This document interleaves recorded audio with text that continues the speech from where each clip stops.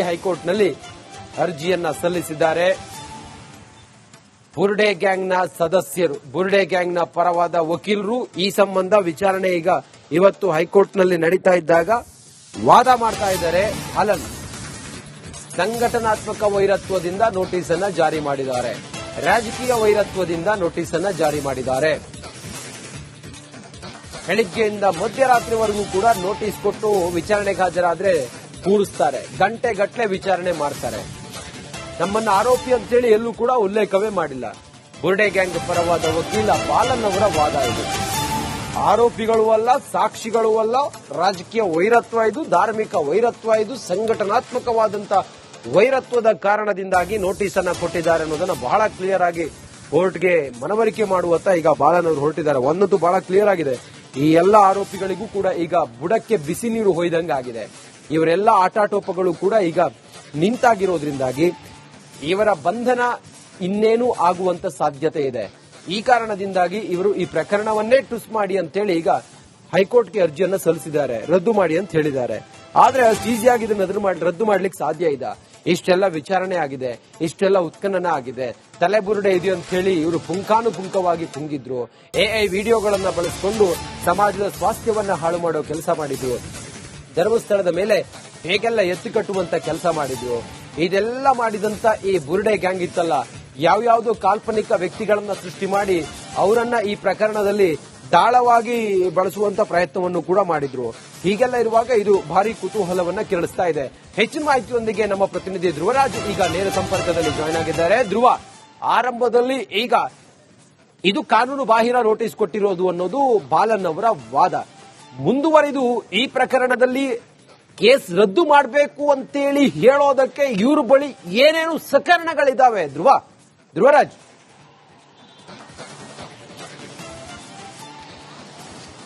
ರಂಜಿತ್, ನಿಜವಾಗ್ಲೂ ಕೂಡ ಈ ಒಂದು ಪ್ರಕರಣ ಆಶ್ಚರ್ಯವಾಗ್ತಾ ಇದೆ. ಕೋರ್ಟ್ ನಲ್ಲಿ ನಡೀತಾ ಇರುವಂತಹ ಬೆಳವಣಿಗೆಗಳು, ಬಾಲನ್ ತಮ್ಮ ವಾದದಲ್ಲಿ ಅವರು ಹೇಳ್ತಾ ಇರುವಂತದ್ದು ಈ ಬುರ್ಡೆ ಗ್ಯಾಂಗ್ ನ ಹೇಳಿಕೆ ಏನು ಅನ್ನುವಂಥದ್ದನ್ನ ಕೋರ್ಟ್ಗೆ ಮನವರಿಕೆ ಮಾಡಿಕೊಡುವಂತಹ ಕೆಲಸವನ್ನ ಮಾಡ್ತಾ ಇದ್ದಾರೆ. ಇದರಲ್ಲಿ ಮುಖ್ಯವಾಗಿ ಈಗ ಎಸ್ಐಟಿ ಈ ಪ್ರಕರಣಕ್ಕೆ ಸಂಬಂಧಪಟ್ಟ ಹಾಗೆ ಏನು ಚಿನ್ನಯ್ಯನ ಹೇಳಿಕೆ ಆಧರಿಸಿ ಈ ನಾಲ್ವರು ಬುರ್ಡೆ ಗ್ಯಾಂಗ್ ನ ಸದಸ್ಯರೇನಿದ್ದಾರೆ ಅವರಿಗೆ ನೋಟಿಸ್ ಅನ್ನ ನೀಡಿದ್ರು. ನೋಡಿ, ಆ ನೋಟಿಸ್ ನೀಡಿದ್ದೇ ಕಾನೂನು ಬಾಹಿರವಾಗಿದೆ. ಆ ನೋಟಿಸ್ ಅನ್ನ ಯಾಕೆ ನೀಡಿದ್ದಾರೆ, ಪದೇ ಪದೇ ನೋಟಿಸ್ ಅನ್ನ ನೀಡ್ತಾ ಇದ್ದಾರೆ ಅಂತ ಹೇಳಿ ಬಾಲನ್ ಆರೋಪವನ್ನ ಮಾಡ್ತಾ ಇದ್ದಾರೆ. ಇದಕ್ಕೆ ಸಂಬಂಧಪಟ್ಟ ಹಾಗೆ ಈಗಾಗಲೇ 35 ಸಬ್ ಕ್ಲಾಸ್ 3 ಅಡಿಯಲ್ಲಿ ಎಲ್ಲ ಈ ಆರೋಪಿಗಳಿಗೆ ವಿಚಾರಣೆಗೆ ಹಾಜರಾಗಬೇಕು ಅಂತ ಹೇಳಿ ಈಗಾಗಲೇ 9 ಬಾರಿ ನೋಟಿಸ್ ಅನ್ನ ಕೊಟ್ಟಿದ್ದಾರೆ. 9 ಬಾರಿ ನೋಟಿಸ್ ಅನ್ನ ನೀಡಿದಂತಹ ಸಂದರ್ಭದಲ್ಲಿ ಸುಮಾರು 150 ಗಂಟೆಗಳ ಕಾಲ ಅಧಿಕ ಕಾಲ ವಿಚಾರಣೆಯನ್ನ ಎಸ್ಐಟಿ ಅಧಿಕಾರಿಗಳು ನಡೆಸಿದ್ದಾರೆ. ವಿಚಾರಣೆ ಆದ್ರೂ ಕೂಡ ರಾತ್ರಿಯೆಲ್ಲ ಅವರನ್ನ ಕೂರಿಸಿಕೊಳ್ತಾರೆ. ಇದರ ನಡುವೆ ಈಗ 10ನೇ ಬಾರಿಗೆ ಅಂದ್ರೆ ಆಗಸ್ಟ್ 24ನೇ ತಾರೀಕು ಈ ಎಲೆಕ್ಟ್ರಾನಿಕ್ ಮೀಡಿಯಾ ಮೂಲಕ ಅಂತ ಹೇಳಿದ್ರೆ ಈ ವಾಟ್ಸ್ಆಪ್ ಇಮೇಲ್ ಮೂಲಕ ಈ ಬುರ್ಡೆ ಗ್ಯಾಂಗ್ ನ ಸದಸ್ಯರಿಗೆ 27ನೇ ತಾರೀಕು ವಿಚಾರಣೆಗೆ ಹಾಜರಾಗಿ ಅಂತ ಹೇಳಿ ಎಸ್ಐಟಿ ಅಧಿಕಾರಿಗಳು ನೋಟಿಸ್ ಅನ್ನ ಕೊಟ್ಟಿದ್ರು. ಆ ನೋಟಿಸ್ ಇಮೇಲ್ ಮೂಲಕ ಮತ್ತೆ ಹಾಗೆ ವಾಟ್ಸ್ಆಪ್ ಮೂಲಕ ಕೊಟ್ಟಿರೋದು ಕಾನೂನು ಬಾಹಿರ. ಪದೇ ಪದೇ ಯಾಕೆ ಈ ರೀತಿಯ ನೋಟಿಸ್ ಹೈಕೋರ್ಟ್ನಲ್ಲಿ ಅರ್ಜಿಯನ್ನ ಸಲ್ಲಿಸಿದ್ದಾರೆ. ಬುರ್ಡೆ ಗ್ಯಾಂಗ್ನ ಸದಸ್ಯರು, ಬುರ್ಡೆ ಗ್ಯಾಂಗ್ನ ಪರವಾದ ವಕೀಲರು ಈ ಸಂಬಂಧ ವಿಚಾರಣೆ ಈಗ ಇವತ್ತು ಹೈಕೋರ್ಟ್ನಲ್ಲಿ ನಡೀತಾ ಇದ್ದಾಗ ವಾದ ಮಾಡ್ತಾ ಇದ್ದಾರೆ. ಅಲನ್ ಸಂಘಟನಾತ್ಮಕ ವೈರತ್ವದಿಂದ ನೋಟಿಸ್ ಅನ್ನ ಜಾರಿ ಮಾಡಿದ್ದಾರೆ, ರಾಜಕೀಯ ವೈರತ್ವದಿಂದ ನೋಟಿಸ್ ಅನ್ನ ಜಾರಿ ಮಾಡಿದ್ದಾರೆ. ಬೆಳಿಗ್ಗೆಯಿಂದ ಮಧ್ಯರಾತ್ರಿವರೆಗೂ ಕೂಡ ನೋಟಿಸ್ ಕೊಟ್ಟು ವಿಚಾರಣೆಗೆ ಹಾಜರಾದ್ರೆ ಕೂಡಿಸ್ತಾರೆ, ಗಂಟೆಗಟ್ಟಲೆ ವಿಚಾರಣೆ ಮಾಡ್ತಾರೆ. ನಮ್ಮನ್ನ ಆರೋಪಿ ಅಂತೇಳಿ ಎಲ್ಲೂ ಕೂಡ ಉಲ್ಲೇಖವೇ ಮಾಡಿಲ್ಲ. ಬುರ್ಡೆ ಗ್ಯಾಂಗ್ ಪರವಾದ ವಕೀಲ ಬಾಲನ್ ಅವರ ವಾದ ಇದು. ಆರೋಪಿಗಳು ಅಲ್ಲ, ಸಾಕ್ಷಿಗಳು ಅಲ್ಲ, ರಾಜಕೀಯ ವೈರತ್ವ ಇದು, ಧಾರ್ಮಿಕ ವೈರತ್ವ ಇದು, ಸಂಘಟನಾತ್ಮಕವಾದಂತ ವೈರತ್ವದ ಕಾರಣದಿಂದಾಗಿ ನೋಟಿಸ್ ಅನ್ನ ಕೊಟ್ಟಿದ್ದಾರೆ ಅನ್ನೋದನ್ನ ಬಹಳ ಕ್ಲಿಯರ್ ಆಗಿ ಕೋರ್ಟ್ಗೆ ಮನವರಿಕೆ ಮಾಡುವತ್ತ ಈಗ ಬಾಲನ್ ಅವರು ಹೊರಟಿದ್ದಾರೆ. ಒಂದಂತೂ ಬಹಳ ಕ್ಲಿಯರ್ ಆಗಿದೆ, ಈ ಎಲ್ಲ ಆರೋಪಿಗಳಿಗೂ ಕೂಡ ಈಗ ಬುಡಕ್ಕೆ ಬಿಸಿ ನೀರು ಹೊಯ್ದಂಗಾಗಿದೆ. ಇವರೆಲ್ಲ ಆಟಾಟೋಪಗಳು ಕೂಡ ಈಗ ನಿಂತಾಗಿರೋದ್ರಿಂದಾಗಿ ಇವರ ಬಂಧನ ಇನ್ನೇನು ಆಗುವಂತ ಸಾಧ್ಯತೆ ಇದೆ. ಈ ಕಾರಣದಿಂದಾಗಿ ಇವರು ಈ ಪ್ರಕರಣವನ್ನೇ ಟುಸ್ ಮಾಡಿ ಅಂತೇಳಿ ಈಗ ಹೈಕೋರ್ಟ್ಗೆ ಅರ್ಜಿಯನ್ನ ಸಲ್ಲಿಸಿದ್ದಾರೆ, ರದ್ದು ಮಾಡಿ ಅಂತ ಹೇಳಿದ್ದಾರೆ. ಆದ್ರೆ ಅಷ್ಟು ಈಸಿಯಾಗಿ ಇದನ್ನ ರದ್ದು ಮಾಡ್ಲಿಕ್ಕೆ ಸಾಧ್ಯ ಇಲ್ಲ. ಇಷ್ಟೆಲ್ಲ ವಿಚಾರಣೆ ಆಗಿದೆ, ಇಷ್ಟೆಲ್ಲ ಉತ್ಖನನ ಆಗಿದೆ, ತಲೆಬುರುಡೆ ಇದೆ ಅಂತ ಹೇಳಿ ಇವರು ಪುಂಖಾನುಪುಂಖವಾಗಿ ಕುಂಗಿದ್ರು. ಎಐ ವಿಡಿಯೋಗಳನ್ನ ಬಳಸಿಕೊಂಡು ಸಮಾಜದ ಸ್ವಾಸ್ಥ್ಯವನ್ನ ಹಾಳು ಮಾಡೋ ಕೆಲಸ ಮಾಡಿದ್ರು. ಧರ್ಮಸ್ಥಳದ ಮೇಲೆ ಹೇಗೆಲ್ಲ ಎತ್ತು ಕಟ್ಟುವಂತ ಕೆಲಸ ಮಾಡಿದ್ರು. ಇದೆಲ್ಲ ಮಾಡಿದಂತ ಈ ಬುರುಡೆ ಗ್ಯಾಂಗ್ ಇತ್ತಲ್ಲ, ಯಾವ್ಯಾವ್ದೋ ಕಾಲ್ಪನಿಕ ವ್ಯಕ್ತಿಗಳನ್ನ ಸೃಷ್ಟಿ ಮಾಡಿ ಅವರನ್ನ ಈ ಪ್ರಕರಣದಲ್ಲಿ ದಾಳವಾಗಿ ಬಳಸುವಂತ ಪ್ರಯತ್ನವನ್ನು ಕೂಡ ಮಾಡಿದ್ರು. ಹೀಗೆಲ್ಲ ಇರುವಾಗ ಇದು ಭಾರಿ ಕುತೂಹಲವನ್ನ ಕೆರಳಿಸ್ತಾ ಇದೆ. ಹೆಚ್ಚಿನ ಮಾಹಿತಿಯೊಂದಿಗೆ ನಮ್ಮ ಪ್ರತಿನಿಧಿ ಧ್ರುವರಾಜ್ ಈಗ ನೇರ ಸಂಪರ್ಕದಲ್ಲಿ ಜಾಯ್ನ್ ಆಗಿದ್ದಾರೆ. ಧ್ರುವ, ಆರಂಭದಲ್ಲಿ ಈಗ ಇದು ಕಾನೂನು ಬಾಹಿರ ನೋಟಿಸ್ ಕೊಟ್ಟಿರೋದು ಅನ್ನೋದು ಬಾಲನ್ ಅವರ ವಾದ. ಮುಂದುವರಿದು ಈ ಪ್ರಕರಣದಲ್ಲಿ ಕೇಸ್ ರದ್ದು ಮಾಡಬೇಕು ಅಂತೇಳಿ ಹೇಳೋದಕ್ಕೆ ಇವ್ರ ಬಳಿ ಏನೇನು ಸಕರಣಗಳಿದಾವೆ ಧ್ರುವರಾಜ್?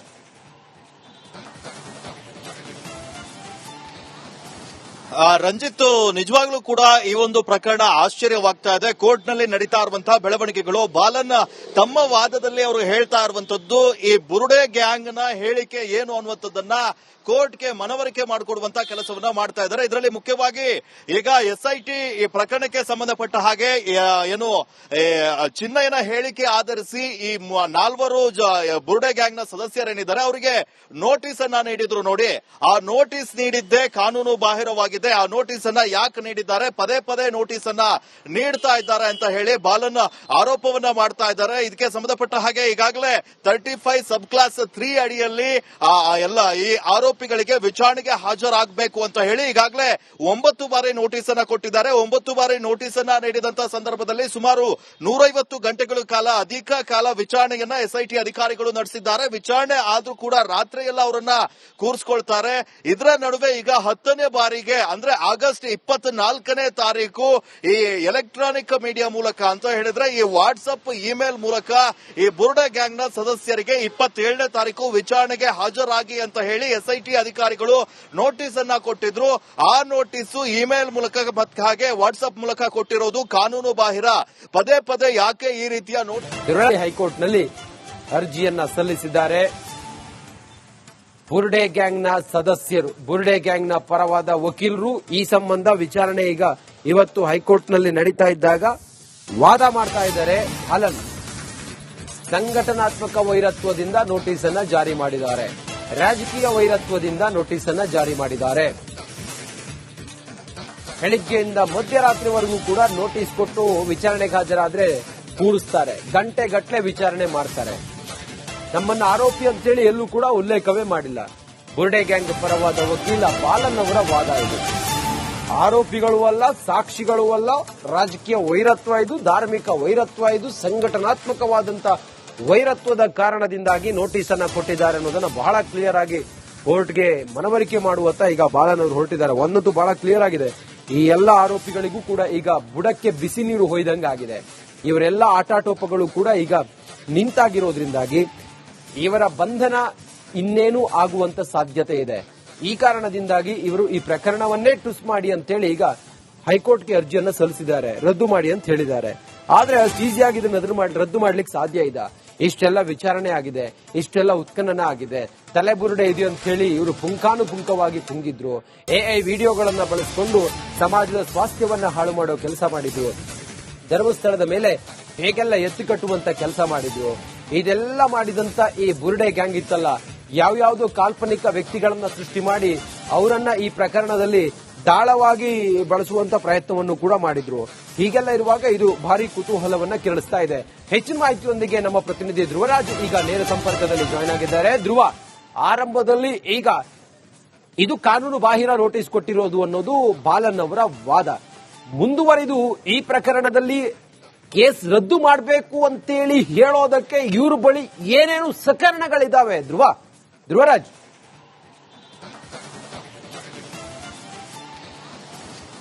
ರಂಜಿತ್, ನಿಜವಾಗ್ಲೂ ಕೂಡ ಈ ಒಂದು ಪ್ರಕರಣ ಆಶ್ಚರ್ಯವಾಗ್ತಾ ಇದೆ. ಕೋರ್ಟ್ ನಲ್ಲಿ ನಡೀತಾ ಇರುವಂತಹ ಬೆಳವಣಿಗೆಗಳು, ಬಾಲನ್ ತಮ್ಮ ವಾದದಲ್ಲಿ ಅವರು ಹೇಳ್ತಾ ಇರುವಂತದ್ದು ಈ ಬುರುಡೆ ಗ್ಯಾಂಗ್ ನ ಹೇಳಿಕೆ ಏನು ಅನ್ನುವಂಥದ್ದನ್ನ ಕೋರ್ಟ್ಗೆ ಮನವರಿಕೆ ಮಾಡಿಕೊಡುವಂತಹ ಕೆಲಸವನ್ನ ಮಾಡ್ತಾ ಇದ್ದಾರೆ. ಇದರಲ್ಲಿ ಮುಖ್ಯವಾಗಿ ಈಗ ಎಸ್ಐಟಿ ಈ ಪ್ರಕರಣಕ್ಕೆ ಸಂಬಂಧಪಟ್ಟ ಹಾಗೆ ಏನು ಚಿನ್ನಯ್ಯನ ಹೇಳಿಕೆ ಆಧರಿಸಿ ಈ 4 ಬುರುಡೆ ಗ್ಯಾಂಗ್ ನ ಸದಸ್ಯರೇನಿದ್ದಾರೆ ಅವರಿಗೆ ನೋಟಿಸ್ ಅನ್ನ ನೀಡಿದ್ರು ನೋಡಿ.